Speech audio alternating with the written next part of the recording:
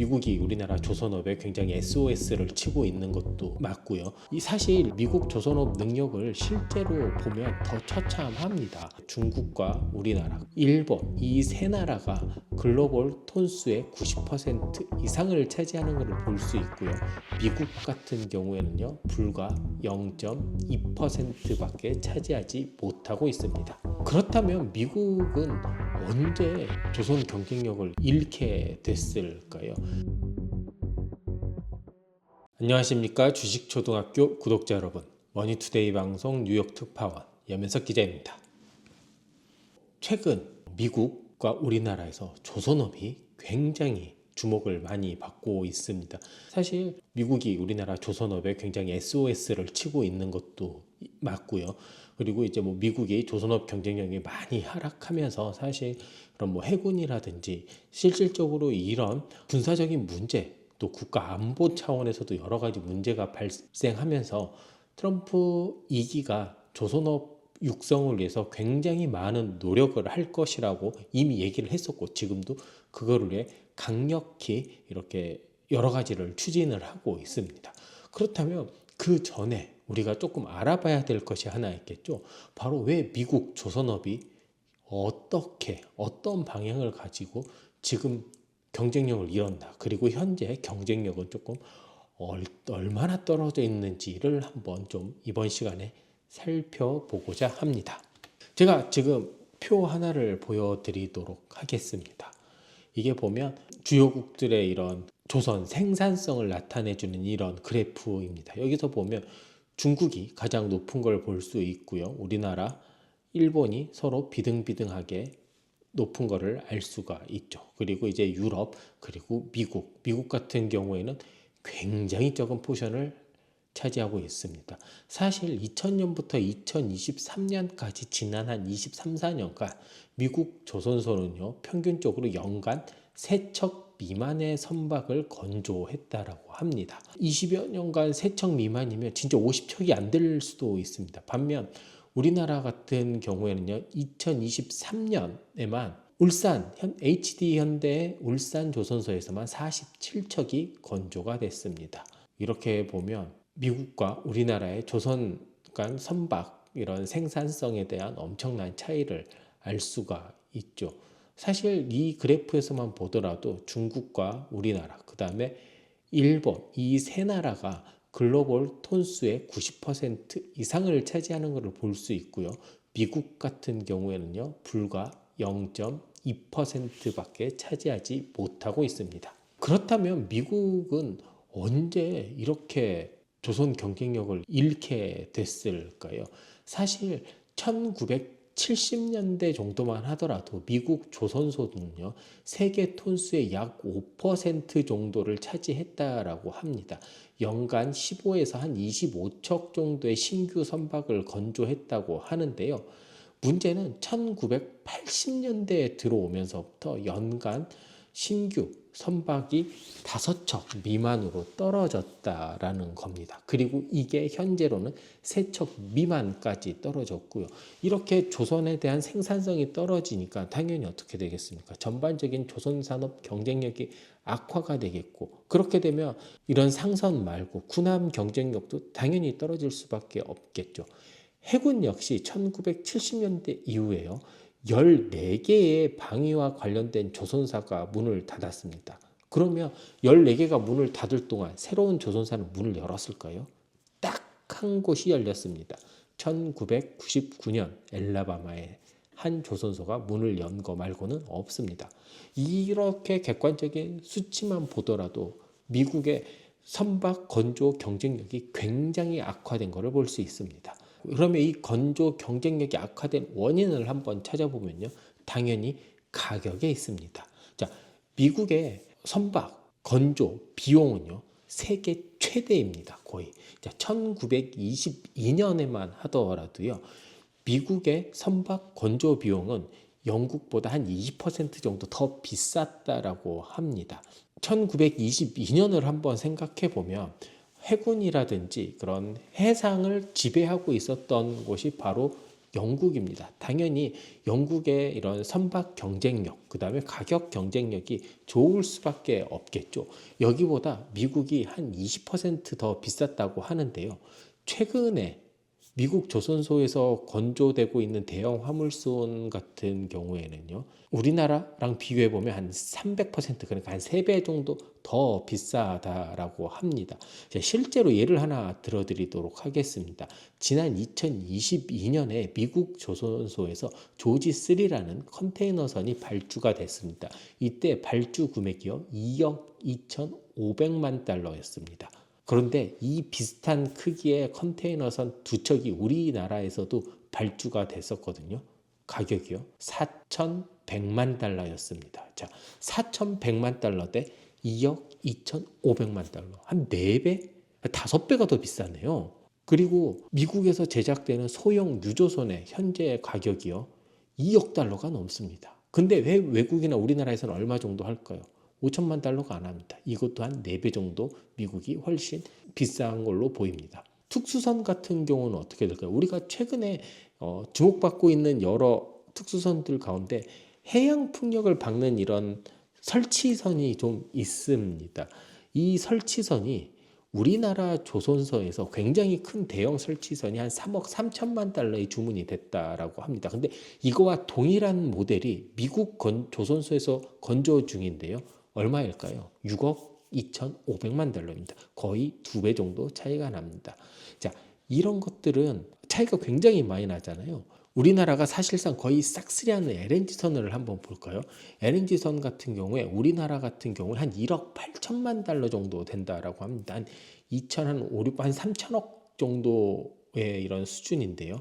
미국은 얼마나 할까요? 이거 월스트리트 저널에 나온 건데요. 월스트리트 저널 기사인데 5억 2천만 달러가 더 비쌌다라고 합니다. 그러니까요.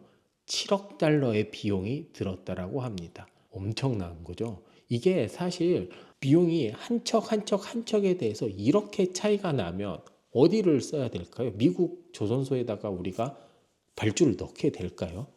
아니죠. 절대 넣을 필요가 없겠죠. 그러면 왜 미국 조선소에 이렇게 발주를 해야 될까요? 이게 미국에서 사용을 하려면 반드시 따라야 되는 법이 하나 있습니다. 바로 존스법이라고 하는데요.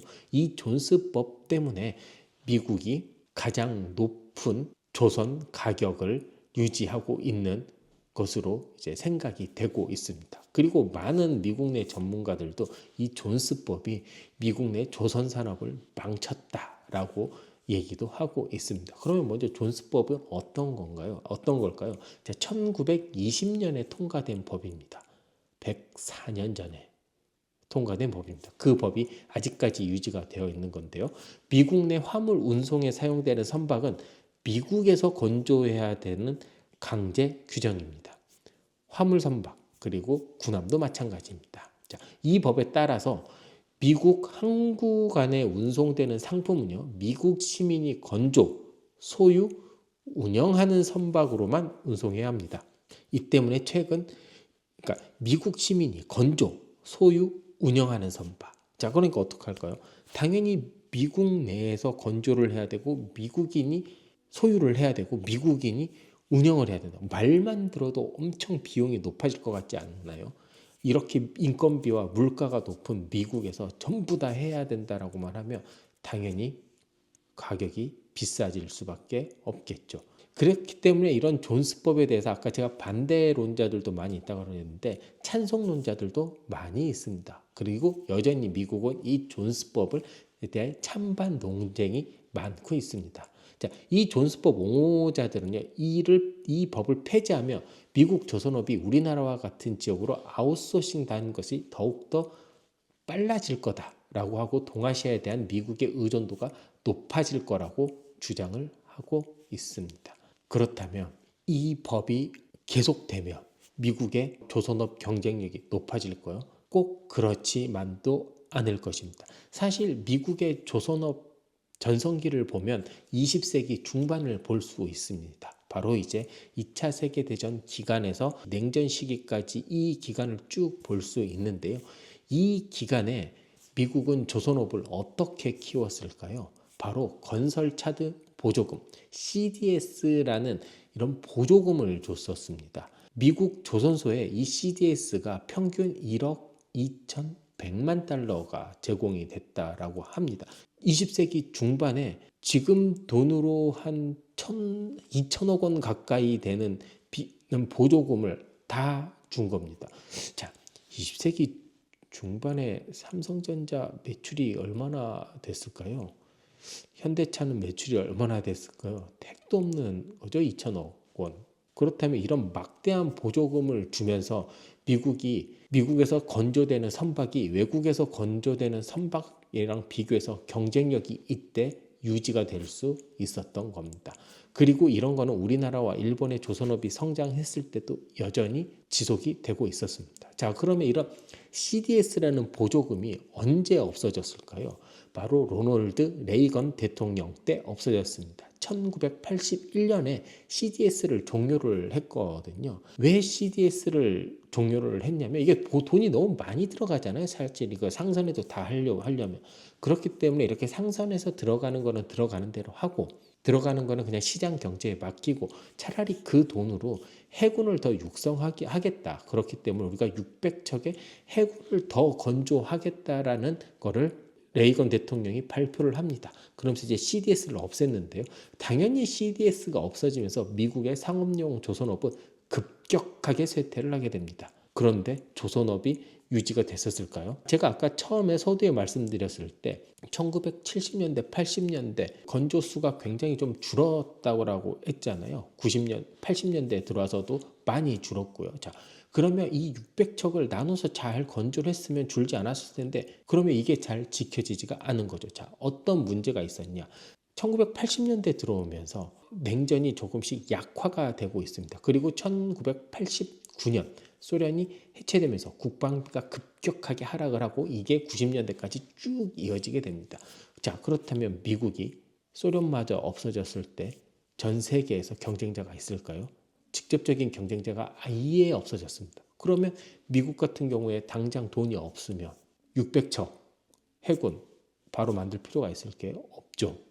이 목표가 절반 이하로 줄어들게 됩니다. 자, 이걸 보면 미 해군이 연도별로 얼마나 이렇게 나오는지를 보여주는 건데요.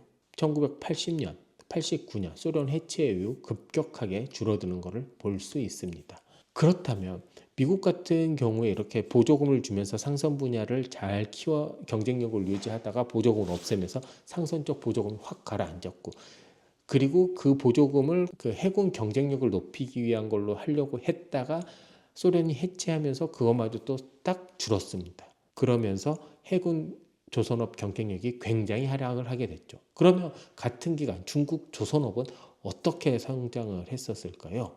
역시 중국은 90년대 말부터 일본과 우리나라 조선사들과 합작 투자를 해서 중국의 굉장히 모듈식 조선 노하우를 얻고 대형화를 하기 시작을 했습니다.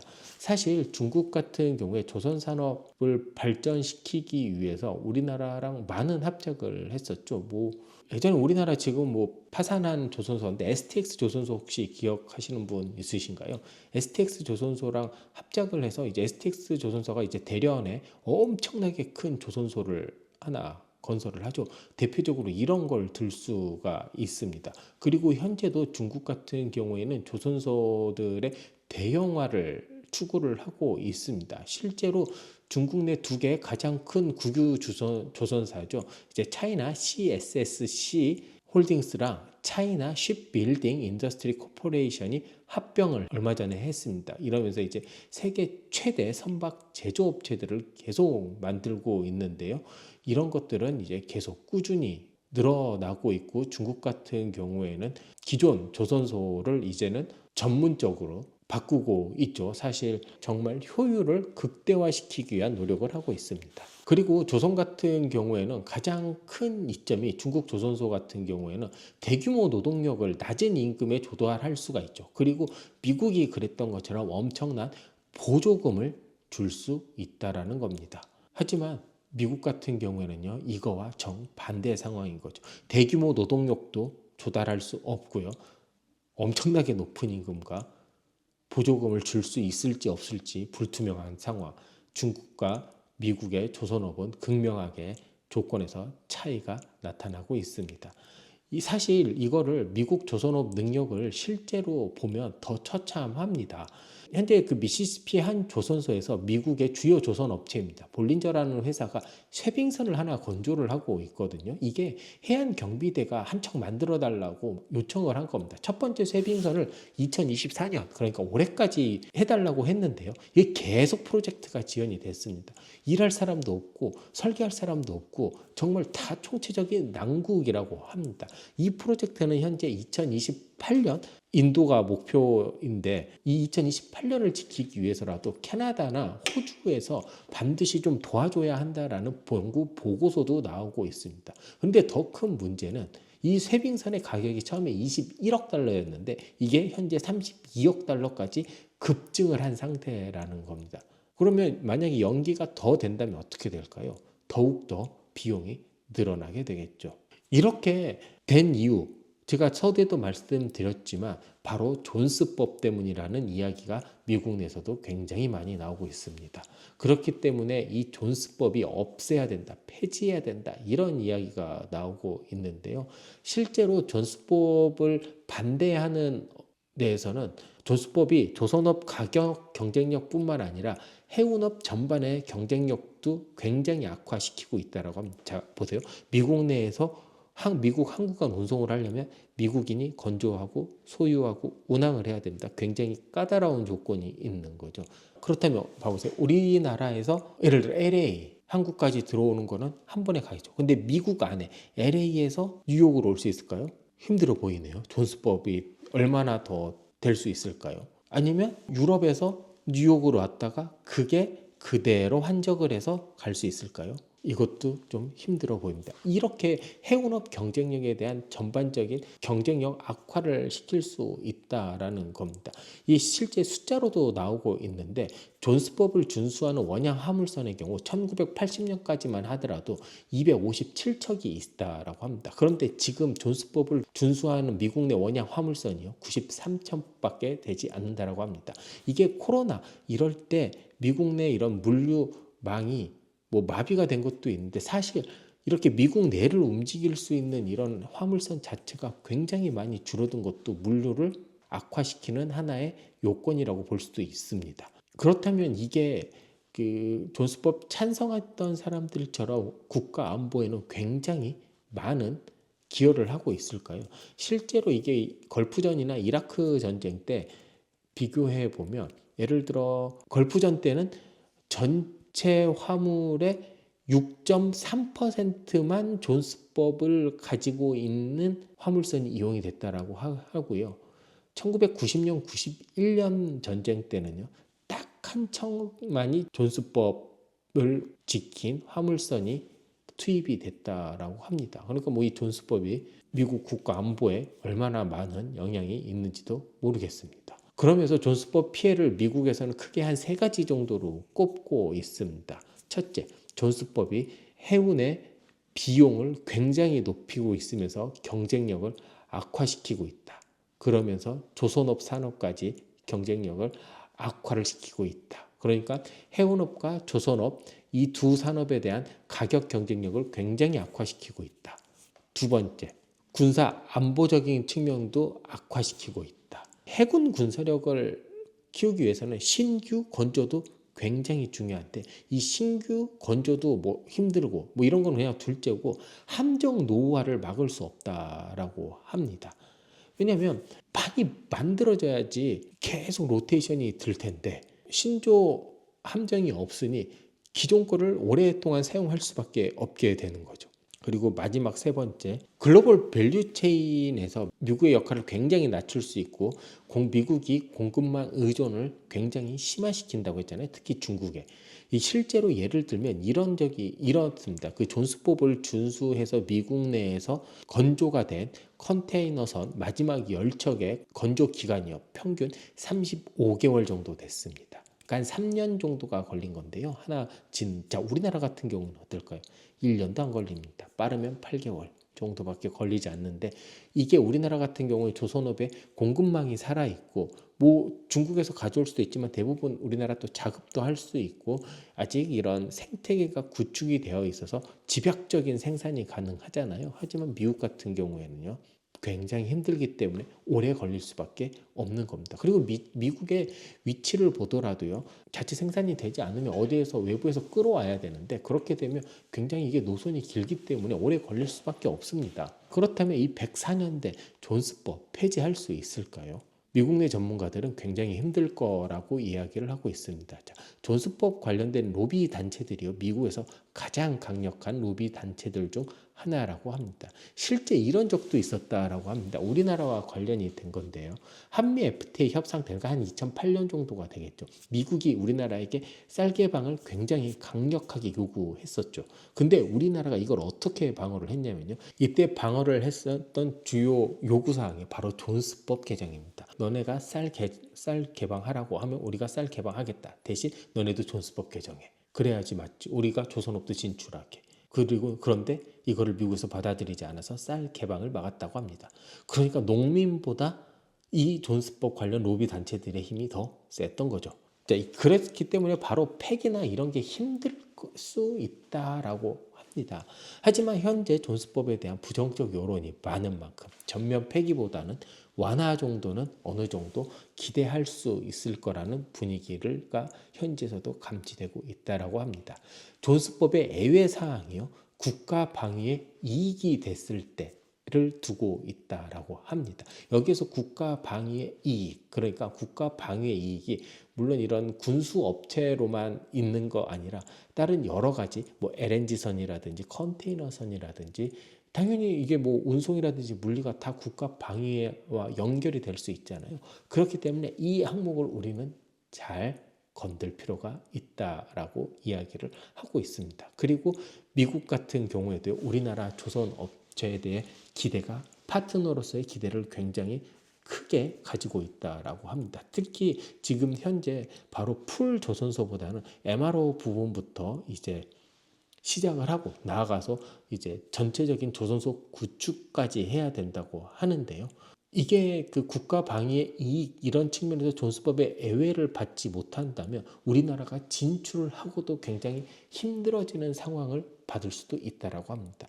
자, 미국 내에서 뭐 생산을 한다고 해도 공급망까지 다 미국 내에서 갖추려면 상당한 시기가 걸릴 수도 있고 그게 잘 된다라는 보장이 확실하지도 않은 거잖아요. 그렇기 때문에 이 국가 방위 이익, 이 예외를 굉장히 잘 이용을 한번 해본다면 우리나라 조선업이 굉장히 한 단계 퀀텀 점프를 할 수 있는 계기가 되지 않을까라는 생각이 듭니다.